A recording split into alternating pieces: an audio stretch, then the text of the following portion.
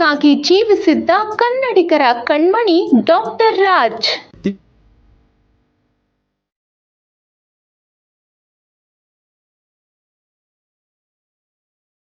Doctor Raj ಕನ್ನಡಿಗರ ಎದೆಬಡಿತದ ಸದ್ದು, ಕನ್ನಡಿಗರ ಉಸಿರು, ಕನ್ನಡ ಕಲಾರಸಿಕರ ಹೃದಯ ಸಾಮ್ರಾಜ್ಯದ ಅಧಿಪತಿ.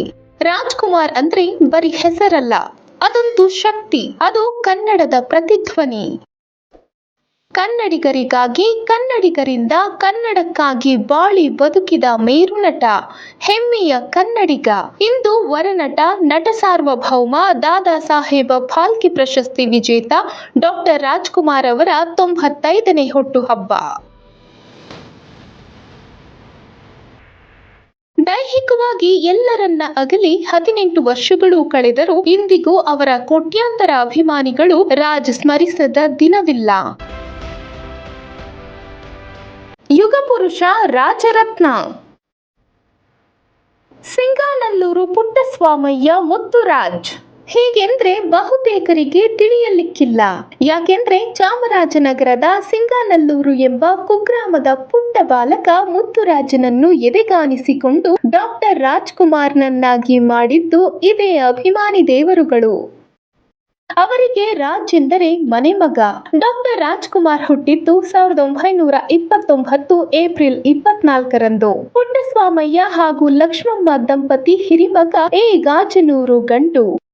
ಬಡತನ, ಅನಕ್ಷರಸ್ಥ ಕುಟುಂಬದಲ್ಲಿ ಜನಿಸಿದ ಡಾಕ್ಟರ್ ರಾಜ್ ಓದಿದ್ದು 4ನೇ ಕ್ಲಾಸ್. ಆದ್ರೆ ಸಾಧನೆ ಮಾತ್ರ ಶಿಖರದಷ್ಟು. ಬಹುಶಃ ಸ್ಯಾಂಡಲ್ವುಡ್ ಒಂದೇ ಅಲ್ಲ, ಭಾರತೀಯ ಚಿತ್ರರಂಗ ಅಷ್ಟೇ ಅಲ್ಲ, ಇಡೀ ಜಗತ್ತಿನಲ್ಲಿ ರಾಜ್ಕುಮಾರ್ ಅವರಿಗೆ ಸರಿಸಾಟಿಯಾದವರು ಯಾರೂ ಇಲ್ಲ ಎಂದ್ರೆ ಅತಿಶಯೋಕ್ತಿ ಏನಲ್ಲ. ರಾಜ್ಗೆ ರಾಜ್ ಒಬ್ಬರೇ ಸರಿಸಾಟಿ. ಬದುಕು ಬದಲಿಸಿದ ಕಣ್ಣಪ್ಪ. ಡಾಕ್ಟರ್ ರಾಜ್ ಮೊದಲ ಸಿನಿಮಾ ಬೇಡರ ಕಣ್ಣಪ್ಪ ಅಂತ ಎಲ್ಲರೂ ಹೇಳ್ತಾರೆ. ಆದ್ರೆ ಅಸಲಿಗೆ ರಾಜ್ ಬೇಡರ ಕಣ್ಣಪ್ಪ ಸಿನಿಮಾಗೂ ಮೊದಲೇ ಕೆಲವೊಂದಿಷ್ಟು ಸಿನಿಮಾಗಳಲ್ಲಿ ಚಿಕ್ಕ ಪುಟ್ಟ ಪಾತ್ರಗಳಲ್ಲಿ ಅಭಿನಯಿಸಿದ್ದರು. ರಾಜ್ ತಂದೆ ರಂಗಭೂಮಿ ಕಲಾವಿದರಾಗಿದ್ರಿಂದ ರಾಜ್ಗೂ ಬಣ್ಣದ ನಂಟಿತ್ತು. ಕೆಲವೊಂದಿಷ್ಟು ನಾಟಕಗಳಲ್ಲಿ ಚಿಕ್ಕ ಪುಟ್ಟ ಪಾತ್ರ ಮಾಡಿದ ರಾಜ್ 1954ರಲ್ಲಿ ಬೇಡರ ಕಣ್ಣಪ್ಪ ಚಿತ್ರದಲ್ಲಿ ಕಣ್ಣಪ್ಪನ ಪಾತ್ರ ಮಾಡಿದ್ರು. ಅಲ್ಲಿಗೆ ಮುತ್ತುರಾಜ್ ಎಂಬ ಹಳ್ಳಿ ಹಾಯ್ದನ ಬದುಕೆ ಬದಲಾಯಿತು. ಮುತ್ತುರಾಜ ಕನ್ನಡಿಗರ ಮನೆ ಮನೆಯ ರಾಜಕುಮಾರನಾಗಿ ಬೆಳೆದ್ರು, ಉಳಿದ್ರು. ಬೇಡರ ಕಣ್ಣಪ್ಪನಿಂದ ಶುರುವಾದ ರಾಜ್ ಸಿನಿ ಪಯಣ ತಡೆಯಿಲ್ಲದೆ ಸಾಗಿತು. ಬೇಡರ ಕಣ್ಣಪ್ಪನಿಂದ ಶಬ್ದವೇದಿವರೆಗೂ ರಾಜ್ ಮುಟ್ಟಿದ್ದೆಲ್ಲವೂ ಚಿನ್ನ, ಅಭಿನಯಿಸಿದ್ದೆಲ್ಲವೂ ಚೆನ್ನ.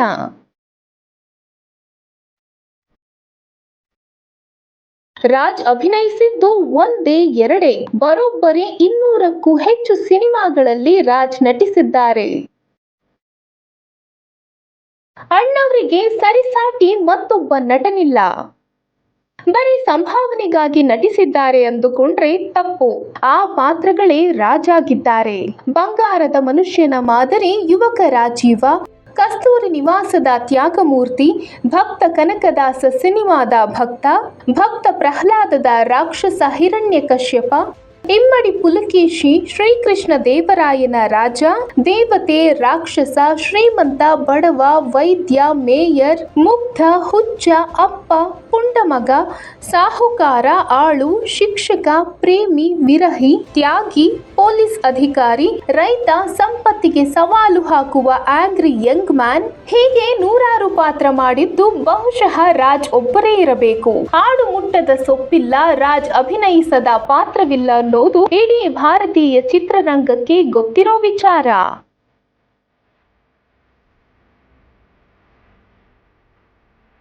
ರಾಜ್ ಅಂದ್ರೆ ರೀಲ್ ಹೀರೋ ಅಷ್ಟೇ ಅಲ್ಲ, ರಿಯಲ್ ಹೀರೋ. ಒಬ್ಬ ಕಲಾವಿದ ವೆರೈಟಿ ಪಾತ್ರಗಳನ್ನ ಮಾಡಿದ್ದಾನೆ ಅನ್ನೋದಷ್ಟೇ ದೊಡ್ಡ ವಿಚಾರವಲ್ಲ.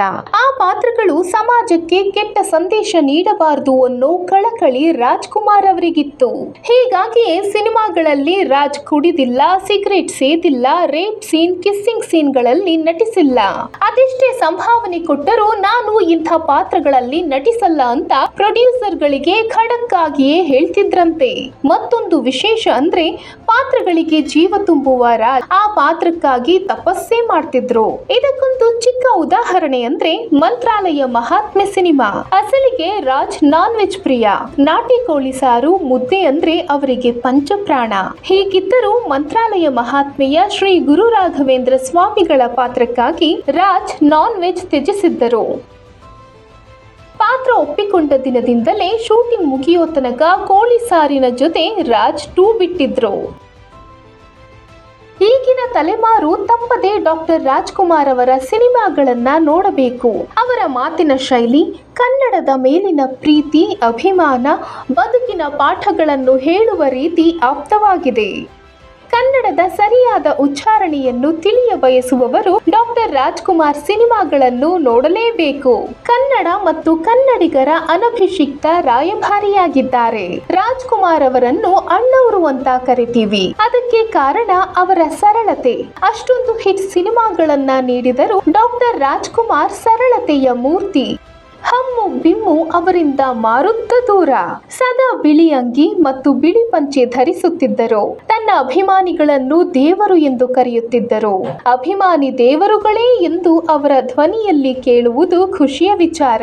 ಈ ರೀತಿ ಅಭಿಮಾನಿಗಳನ್ನು ದೇವರು ಎಂದು ಕರೆದ ಏಕೈಕ ನಟ ಡಾಕ್ಟರ್ ರಾಜ್ಕುಮಾರ್.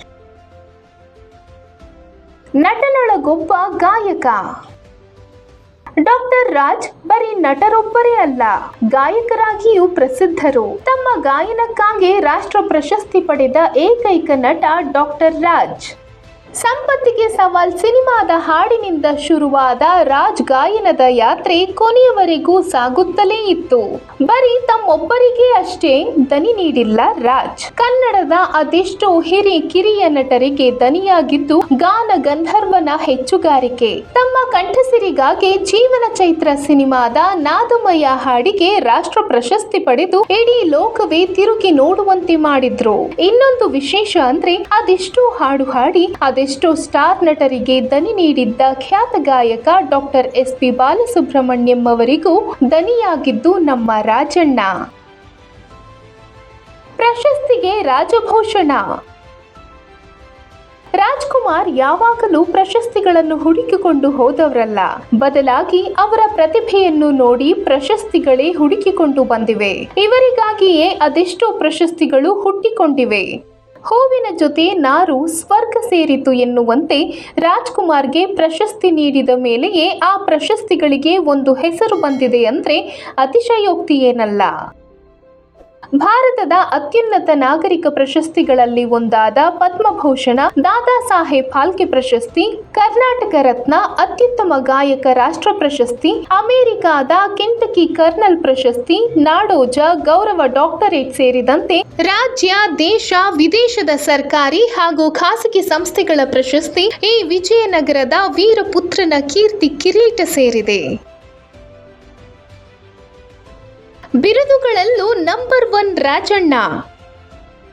ಬಹುಶಃ ರಾಜ್ಕುಮಾರ್ ಅವರಿಗೆ ಇರುವಷ್ಟು ಬಿರುದುಗಳು ಬೇರೆ ಯಾವ ನಟನಿಗೂ ಸಿಕ್ಕಿಲ್ಲ, ಸಿಗೋದು ಇಲ್ಲ. ಕನ್ನಡಿಗರ ಕಣ್ಮಣಿ, ನಟ ಸಾರ್ವಭೌಮ, ರಸಿಕರ ರಾಜ, ಯೋಗರಾಜ, ಗಾನ ಗಂಧರ್ವ, ವರನಟ, ಅಭಿಮಾನಿಗಳ ದೇವರು, ಹೀಗೆ 100ಕ್ಕೂ ಹೆಚ್ಚು ಬಿರುದುಗಳು ರಾಜ್ ಅವರಿಗಿವೆ. ಆದ್ರೆ ಜನರು ಅವರನ್ನು ಪ್ರೀತಿಯಿಂದ ಕರೆದಿದ್ದು ಅಣ್ಣವರು. ಅವರು ಸಹ ಅಭಿಮಾನಿಗಳನ್ನು ಬರೀ ಅಭಿಮಾನಿಗಳು ಅಂತ ಕರೆಯದೆ ಅಭಿಮಾನಿ ದೇವರು ಅಂತ ಕರೆದು ಹೊಸ ಟ್ರೆಂಡ್ ಸೃಷ್ಟಿಸಿದ್ರು. ಈ ಮೂಲಕ ನೀವಿಲ್ಲದೆ ನಾವಿಲ್ಲ ಅನ್ನೋ ಸಂದೇಶ ಸಾರಿದ್ರು. ಕನ್ನಡಕ್ಕಾಗಿ ಜೀವಿಸಿದ್ದ ಕನ್ನಡಿಗರ ಕಣ್ಮಣಿ. ರಾಜ್ಕುಮಾರ್ ಕನ್ನಡಕ್ಕಾಗಿ ಹುಟ್ಟಿದವರು ಅಂದ್ರೆ ತಪ್ಪಾಗೋದಿಲ್ಲ. ನಾಡು, ನುಡಿ, ನೆಲ, ಜಲಕ್ಕೆ ಧಕ್ಕೆ ಬಂದಾಗ ಹೋರಾಟದ ಮುಂಚೂಣಿಯಲ್ಲಿ ಇರ್ತಾ ಇದ್ದಿದ್ದು ಇದೇ ಅಣ್ಣವರು. ಕರುನಾಡಿನ ಹಿರಿಯಣ್ಣನಾಗಿ ಗೋಕಾಕ್ ಚಳುವಳಿ ನಡೆಸಿದ್ದು, ಆ ಮೂಲಕ ಕನ್ನಡಿಗರ ದನಿಯಾಗಿದ್ದು ಈಗ ಇತಿಹಾಸ. ಕಾವೇರಿ ಹೋರಾಟ, ಕನ್ನಡಿಗರ ಉದ್ಯೋಗ ಮೀಸಲಾತಿ ಮುಂತಾದ ಹೋರಾಟಗಳಲ್ಲಿ ರಾಜ್ ಭಾಗಿಯಾಗಿ ಹೋರಾಟಗಳನ್ನು ಯಶಸ್ವಿಯಾಗಿಸಿದ್ದರು. ಇನ್ನು ಶುದ್ಧ ಕನ್ನಡ ಅಂದ್ರೆ ಅದು ರಾಜ್ಕುಮಾರ್ ಮಾತನಾಡೋ ಭಾಷೆ ಅನ್ನೋದು ಪ್ರತಿಯೊಬ್ಬ ಕನ್ನಡಿಗರು ಒಪ್ಪೋ ಮಾತು. ಹೃದಯ ಶ್ರೀಮಂತ ರಾಜ್. ಡಾಕ್ಟರ್ ರಾಜ್ಕುಮಾರ್ ಈಗಾಗಲೇ ಹೇಳಿದಂತೆ ಬರೀ ಸಂಭಾವನೆಗಾಗಿ ನಟಿಸಿದವರಲ್ಲ, ಬದಲಾಗಿ ಆ ಪಾತ್ರ ಸಮಾಜಕ್ಕೊಂದು ಸಂದೇಶ ಕೊಡುತ್ತದೆಯೋ ಇಲ್ವೋ ಅಂತ ನೋಡ್ತಿದ್ರು. ಅಷ್ಟು ದೊಡ್ಡ ಸ್ಟಾರ್ ಆದ್ರೂ ಎಂದು ತಮ್ಮ ಸ್ಟಾರ್ ಗಿರಿ ತೋರಿಸಿದವರಲ್ಲ.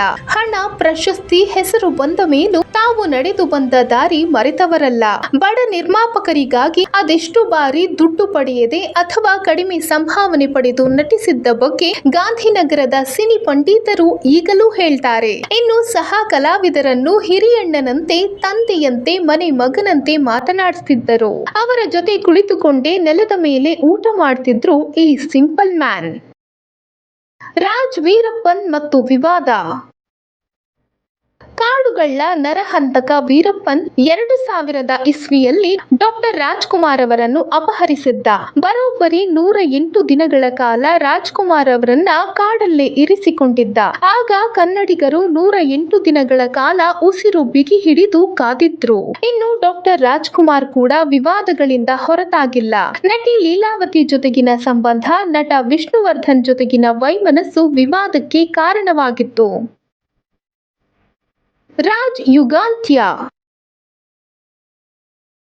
ಡಾಕ್ಟರ್ ರಾಜ್ ಎಂಬ ಅದ್ಭುತ ನಟ, ಕನ್ನಡಿಗರ ಕಣ್ಮಣಿ 2006ರ ಏಪ್ರಿಲ್ 12ರಂದು ತಮ್ಮ ಅವತಾರ ಮುಗಿಸಿದ್ರು. ಆಗ ಅಭಿಮಾನಿಗಳು ಗಲಾಟೆ, ದೊಂಬಿ ನಡೆಸಿದ್ದು, ಗೋಲಿಬಾರ್ ಆಗಿದ್ದು, ಅಭಿಮಾನಿಗಳು ಪ್ರಾಣ ತ್ಯಜಿಸಿದ್ದು ಕರುನಾಡ ಇತಿಹಾಸದಲ್ಲಿ ಕಪ್ಪು ಚುಕ್ಕೆಗಳಾಗಿ ದಾಖಲಾಗಿವೆ. ಕನ್ನಡಕ್ಕೊಬ್ಬರೇ ರಾಜ್. ಕಲಾವಿದರು ಸಾವಿರಾರು ಜನ ಹುಟ್ಟುತ್ತಾರೆ, ಆದ್ರೆ ಕಲಾವಿದರೆಲ್ಲ ರಾಜ್ಕುಮಾರ್ ಆಗೋಕೆ ಸಾಧ್ಯನೇ ಇಲ್ಲ. ರಾಜ್ ಎಂಬುದು ಪ್ರತಿಭೆಗಳ ಸಾಗರ. ಅವರ ಬಗ್ಗೆ ಏನೇ ವರ್ಣಿಸಿದ್ರು, ಅವರ ಬಗ್ಗೆ ಏನೇ ಬರೆದರೂ ಅದು ಬೊಗಸೆಯಲ್ಲಿ ನೀರು ಹಿಡಿದಷ್ಟೇ. ಪ್ರತಿ ಕನ್ನಡಿಗರ ಹೃದಯದಲ್ಲಿ, ಕನ್ನಡಿಗರ ಮನೆ ಮನೆಗಳಲ್ಲಿ ರಾಜ್ ಎಂದಿಗೂ ಅಮರ. ಅವರ ನುಡಿ, ನಡೆ, ಅವರ ಸಿನಿಮಾ ಎಂದಿಗೂ ಅಜರಾಮರ. ಯಾಕಂದ್ರೆ ಕನ್ನಡಕ್ಕೊಬ್ರೇ ರಾಜ್.